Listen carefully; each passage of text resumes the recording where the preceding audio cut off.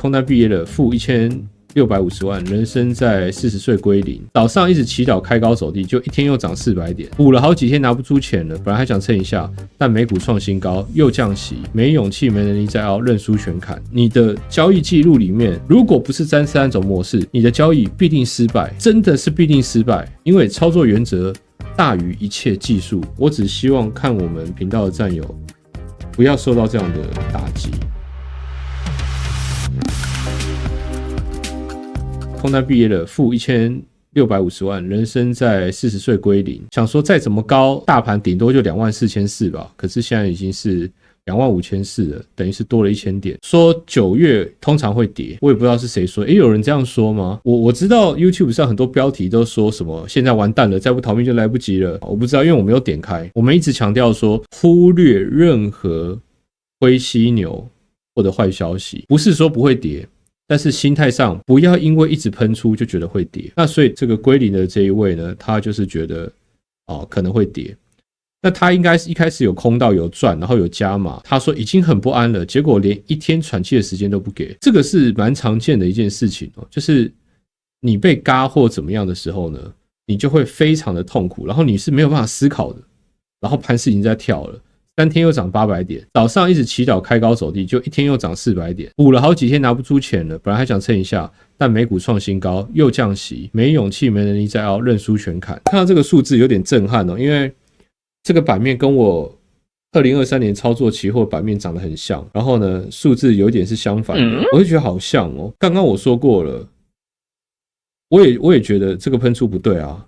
統計學上這樣子一直連續噴出是不對的，但是看對下大抱住，你要先能夠守住你的停損，再去追求一致性的獲利，才會追求所謂的報酬。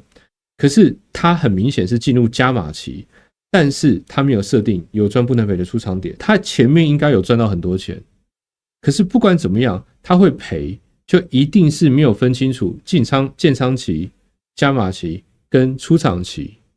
一定沒有，否則你賠最多的錢就是建倉期那一筆，加碼期的底線叫有賺不能賠，就是你一筆單進場最慘就是建倉期的停損跟有賺不能賠，然後呢出場期就一定要賺一筆出場，只有這3個模組，所以你打開你的對賬單，你一定只有這3個模型可以跑，你的交易記錄裡面跑的不是這3種數字，小賠小賠沒賺。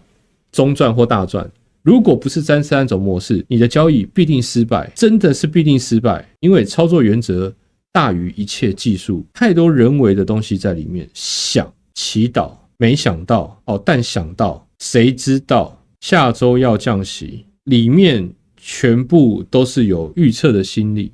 我覺得這是一個很好的分享那就是你要守住你的這個建倉期、加碼期跟出場期的這3個原則。守住你就不會遭遇到這種事情。那當然你守住，你可能不會像他賺的這麼快，有可能因為剛剛這個阿麗塔你講了嘛，一張不賣奇蹟自來嘛，所以這是2種操作邏輯，一種是交給運氣，一種是交給操作。如果你是交易者，你要把你的運氣成分放在操作模型上，也就是依照你的操作模型，如果運氣好你會賺翻，依照你的操作模型，如果運氣不好就小賠。那如果你過去或者是未來有遭遇到比較大的挫折，我不要說歸零就是說你受到了非常重大的打擊之後呢，下一步要怎麼做呢？先離開市場好一陣子，不要再進場了，什麼借錢的、去增貸啊，或者是去做什麼的都不要。你該做的事情是先放空掉，去放空掉。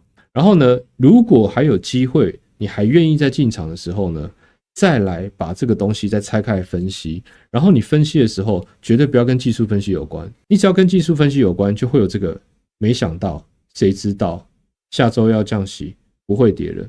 這個是一個我覺得錯的方向，一直以來都有這樣的文章。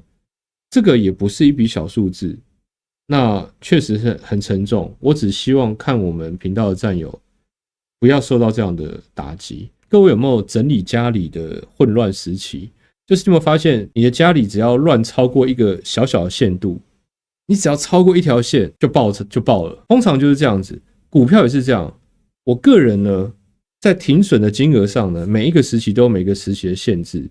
我只要超過一個金額還沒有停損，只要超過那條線還沒有停損，我基本上那筆就很想凹單，然後每天都會出現沒想到，再想一下，誰知道，祈禱，每一件事情都是這樣子。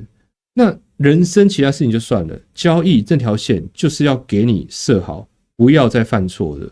你懂我意思嗎？這條線你要設好，所以呢，建倉期的停損一定要設在那條線以內。我們每一次交易閒聊都講建倉期、加碼期、出場期，講了很多。那今天剛好有一個例子，讓我們去思考，為什麼我們要一直強調這個？因為這個東西，你只要守住了，非常慘的情形你不會發生，非常慘的情形不會發生，就是最重要的事情。OK， 不要把交易不小心變成賭博，不小心，千萬不要，那條線我們一起守住。